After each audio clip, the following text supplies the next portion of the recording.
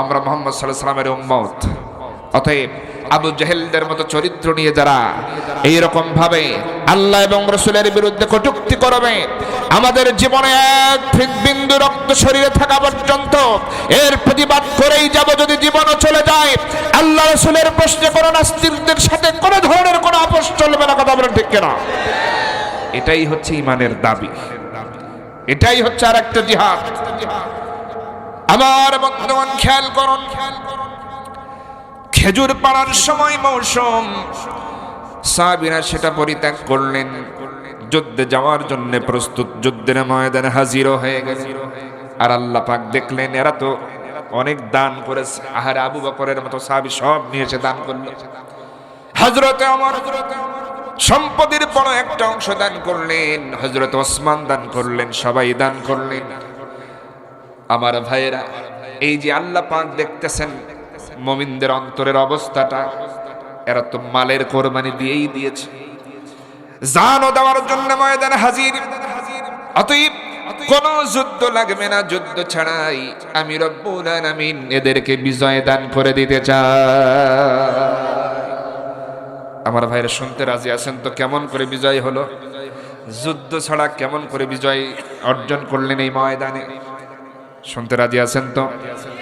আমার বন্ধুগণ খেয়াল করেন, মা বন্ধুরও ব্যবস্থা আছে বসার না? আমার বন্ধুগণ, আমার ভাইয়েরা, মা বোনদের জন্যও কথা বলার দরকার আছে না নাই? জিহাদের ময়দানে শুধু নারীরাই গিয়েছে এমনটা নয়, পুরুষেরা গিয়েছে এমনটা নয়, নারীরাও গিয়েছে। নারী পুরুষ উভয়ে যুদ্ধের ময়দানে হাজির হয়েছে। সুবহানাল্লাহ। আমার বন্ধুগণ, আমরা সবাই জানি এই পৃথিবীতে 10 জন সাহাবীর ব্যাপারে বলা আছে, যাদেরকে বলা হয় আশারায়ে মুবাশশারা, জান্নাতের সার্টিফিকেট প্রাপ্ত সাহাবী। কথা বলেন ঠিক কিনা? 10 জন জান্নাতের সার্টিফিকেট ধারী যে সাহাবীদের নাম আমরা জানি, কিন্তু আমরা তো এটাও জানা প্রয়োজন অনেক নারীদের ব্যাপারেও জান্নাতের কথা বলা হয়েছে। সুবহানাল্লাহ। আমি 14 জন জান্নাতের নারীর নাম বলবো এখন। কয়জন বলেন? 14 জন জান্নাতি নারীর নাম বলবো এখন। 1 নম্বরে ফাতিমা রাদিয়াল্লাহু তাআলা আনহা, তিনি জান্নাতি, তার ব্যাপারে বলা হয়েছে সাইয়্যিদাতুন নিসাই আহলিল জান্নাহ। 2 নম্বরে খাদিজা রাদিয়াল্লাহু তাআলা আনহা। 3 নম্বরে হযরত আয়েশা সিদ্দিকা রাদিয়াল্লাহু তাআলা আনহা। 4 নম্বরে হাফসা রাদিয়াল্লাহু তাআলা আনহা। 5 নম্বরে আসিয়া আলাইহিস সালাতু ওয়াস সালাম। 6 নম্বরে মরিয়ম আলাইহিস সালাতু ওয়াস সালাম। 7 নম্বরে উম্মে সুলাইম রাদিয়াল্লাহু তাআলা আনহা। 8 নম্বরে সুমাইয়া রাদিয়াল্লাহু তাআলা আনহা। 9 নম্বরে উম্মে হারাম বিনতে মিলহান।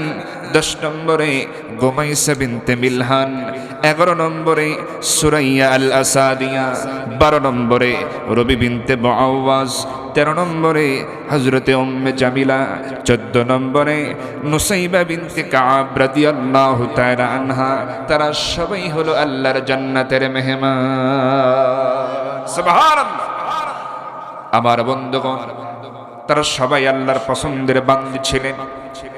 আমার ভাইরা, নারীরা যুদ্ধের ময়দানে অংশগ্রহণ করেছেন। আমি একজনের নাম শুধু বলবো, যার নাম হলো নুসাইবা বিনতে কাব রাদিয়াল্লাহু তাআলা আনহা। যদি সুযোগ পাই তার ব্যাপারেই বলবো। আমার ভাইরা খেয়াল করেন, আর আজকের নারী সমাজের দিকে যদি আমরা তাকাই, তারা যে জানেই না যে ইতিহাস এমনও আছে যে মুজাহিদা নারীরাও ইসলামের জন্য অবদান রেখেছে। এই খবর আজকের নারী সমাজের ভিতরে কিন্তু নাই। কথা বলেন ঠিক কিনা? আজকের নারী সমাজ কোথায় আছে ক্লোজার, কোথায় আছে সাইনাবাদ, কোথায় আছে ইকো পার্ক, কোথায় আছে নন্দন পার্ক? কথা বলেন ঠিক কিনা? কোথায় আছে পদ্মার পার্ক, কোথায় আছে সাফিনা পার্ক, কোথায় আছে গ্রিন ভ্যালি, কোথায় আছে আরো কি আশেপাশে আর কি কি আছে? রাসেল পার্ক। বাপরে! এই যুবক ভাইরা, তোমরা যে যেই নারী সমাজের কথা আমি বলতেছি বর্তমান অবস্থার ভিতরে, খেয়াল করেন যুবক ভাইরা, নারীদের পিছনে সময় দিয়ে জীবনটা ক্ষয় করে কোনো লাভ। দুনিয়ায় লস, আখেরাতেও লস। কথা বুঝতে পেরেছেন? আচ্ছা যুবক ভাইরা, বিয়ে শাদী করছেন কারা? যুবকদের মধ্যে একটু হাত তোলেন তো। চাচাও হাত তোলে, কত তোলে? আচ্ছা চাচাও তো যুবকই নাকি? সমস্যা নাই। আচ্ছা যুবক ভাইরা, আচ্ছা হাত নামান। বিয়ে করছেন অনেকে, বিয়ে করেন নাই কারা? দেখি হাত তোলেন তো। হাত নামান, হাত নামান। আচ্ছা বিয়ে করেন নাই। শোনেন, বিয়ে একটা পবিত্র বন্ধন, কিন্তু বিয়ে ছাড়া মানে রিলেশন আছে কার কার? এই হুজুরও হাত তুলছে। বিয়ে ছাড়া সমস্যা নেই, বোঝে নাই। আচ্ছা যার রিলেশন কম বেশি দুই চারজনে আছে, এখানে লুকায় কোনো লাভ নাই। আমি এখান থেকে ফেরানোর জন্য চেষ্টা করব। আচ্ছা বলেন তো, যারা রিলেশন করেন অবৈধ রিলেশন, দুনিয়ায় কিভাবে লস এটা বোঝানোর জন্য। আপনি যখন তাকে নিয়ে রিকশায় চড়ে যান, ভাড়াটা আপনার গার্লফ্রেন্ড দেয় না, আপনার পকেট থেকে দিতে হয়। আচ্ছা যখন ফুচকা খাওয়ান, ফুচকার বিলটা কি আপনার ওই বান্ধবী দেয় না আপনি দেন? তাহলে দুনিয়ায় যে আপনার পকেট আস্তে আস্তে ফাঁকা করে নিতেছে, আপনি টের পাচ্ছেন না? এবং গুনাহও যে সাথে সাথে হচ্ছে। কথা বলেন ঠিক কিনা? একে তো গুনার খাতা, গুনার পাল্লা ভারী হচ্ছে, আবার আপনার দুনিয়াতে যে লস, পকেটটা ফাঁকা হয়ে যাচ্ছে। কিয়ামতের ময়দানেও আপনাকে এই গুনার কারণে জাহান্নামে যাওয়া লাগবে। কথা বলেন ঠিক কিনা? তাহলে এই বর্তমান সমাজের এই সমস্ত শৃঙ্খল যারা বেপর্দায় চলে, যারা ইসলামের ধারে কাছে নাই, নামাজ কালামের কাছে নাই, পর্দা মানে না, এই সমস্ত নারীদের পিছনে এইভাবে সময় নষ্ট করার কোনো দরকার আছে? আপনার যোগ্যতা তৈরি করেন, আপনি আল্লাহওয়ালা হন, আপনি নামাজি হন, দিনদার হন, আপনার জন্য আল্লাহ পাক সুন্দর পর্দানসীন নেককারিনী একজন ব্যবস্থা করে দিবেন। এবার রাজি আছেন তো ইনশাআল্লাহ? বিয়ে করবেন তো ইনশাআল্লাহ ভালো দেখে, ভালো একদম সুন্দর পর্দাশীল নামাজি দেখে বিয়ে শাদী করবেন। এমন কারা কারা আছেন দেখে হাত তোলে। আবার চাচা আবার হাত তোলে, বলে আবার বিয়ে করবেন নাকি? শোনেন, বিয়ে করবেন তো যুবক ভাইরা পর্দাশীল দেখে, নামাজি দেখে, দিনদারি দেখে। কয়টা বিয়ে করবেন? একটা না দুইটা? চারটা। হাত নামাও। দেখছে মানে আল্লাহ যে কোরআনে চারটার কথা বলছে, এই জন্য চান্সে আছে না, দরকার নাই, একটা নিয়ে সন্তুষ্ট থাকে। আমি ব্যক্তিগত কথা বলি, আমার স্ত্রীকে একটা পরামর্শ করতেছিলাম, আল্লাহ তো এরকম বিধান দিচ্ছেন, আল্লাহ শুরুই করছেন দুইটা দিয়ে, মাসনা সুলাসা রুবা, লাস্টে বলছেন যে ওয়াহেদা, মানে একটার কথা পরে বলছেন, শুরু করছেন দুইটা দিয়ে। যে ওস্তাদ যারা আছেন সবাই জানেন তো। এই আয়াতের একটু আমল করতে চাই, তা তুমি কি বলো? প্রথম দিকে বললো হ্যাঁ অবশ্যই করেন, সমস্যা কি? এক পাত্রী দেখতে নিয়েও গেল সাথে। হঠাৎ করে কি জানি মনে হয়েছে এখন আর সহ্যই করতে পারে না ওই কথা। কয়ে খবরদার এই কথা আর মুখে আনবেন না, দরকার নাই, দেরি আছে। তার মানে তার মনের ভিতরে কোনো একটা সন্দেহ ঢুকছে, বুঝতে পারছেন? তো যাই হোক, স্ত্রীর সাথে আগে পরামর্শ করবেন। বিয়ের সাথে যদি আরেকটা করাই লাগে, যদি অনুমতি দেয়, যদি অনুমতির প্রয়োজন নাই, তারপরেও একটা পরামর্শ ভিত্তিক কাজ করলে বরকত আছে না নাই? যদি পরামর্শ করে না করেন, তাহলে দুই স্ত্রীর মানে পিটানি খাইতে খেতে আপনার জীবন শেষ হবে।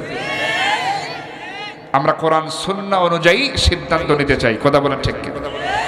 তিনিও জান্নাতি নারী। ওহদের যুদ্ধে আমার নবীজি নারী এবং পুরুষ উভয়কে নিয়ে যুদ্ধের ময়দানে হাজির হয়েছেন।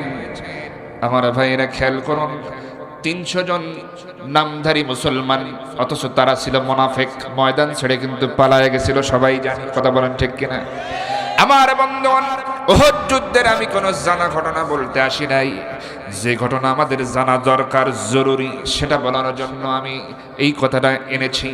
আমার বন্ধুগণ খেয়াল করুন, এবার ৩০০ জন যখন পালিয়ে যায় মুনাফিক, এবার এই মুনাফিকদের কারণে আমার নবীজি সেদিন খুব কষ্ট পেয়েছিলেন। নবীজি আমার টুকরে টুকরে কেঁদেছিলেন।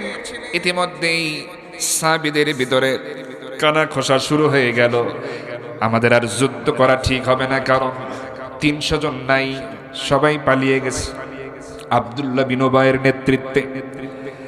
আর সাথে অনেক নারীরাও আছে।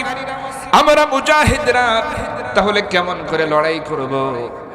মনে হয় এই লড়াই আমাদের জন্য সমতা বিধান করবে না, হবে না, সমান সমান হবে না। অতএব যুদ্ধ না করে মনে হয় ফিরে যাওয়াই ভালো।